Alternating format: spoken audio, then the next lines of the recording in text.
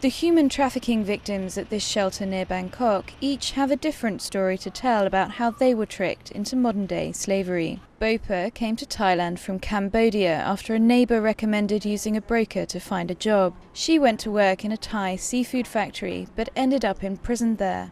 Unpaid and forced to work very long hours behind high walls and barbed wire, she was trapped until a police raid freed her.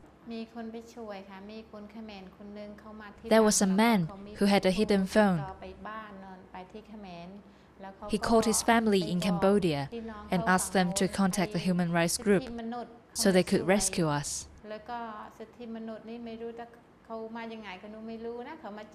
Victims at the shelter learn skills like weaving that may help them when they return home. Last year, Thai authorities identified and helped 530 foreign victims of trafficking, but the US State Department recently criticized Thailand for not doing enough to deal with the problem. And experts believe the known cases are just the tip of the iceberg. Migrant workers are a huge part of this economy, ranging from anywhere from 5 to 10% of GDP, with some of the estimates I've seen.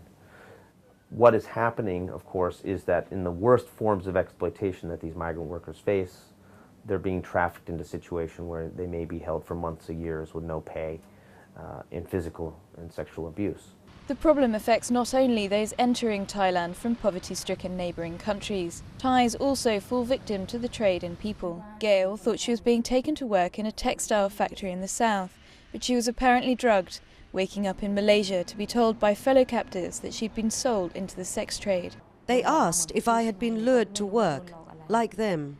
I had no idea what they were talking about, but then they told me what kind of job I had to do. Gail managed to escape and flee to the Thai embassy before seeing her first client, but she can't help thinking of the women she left behind.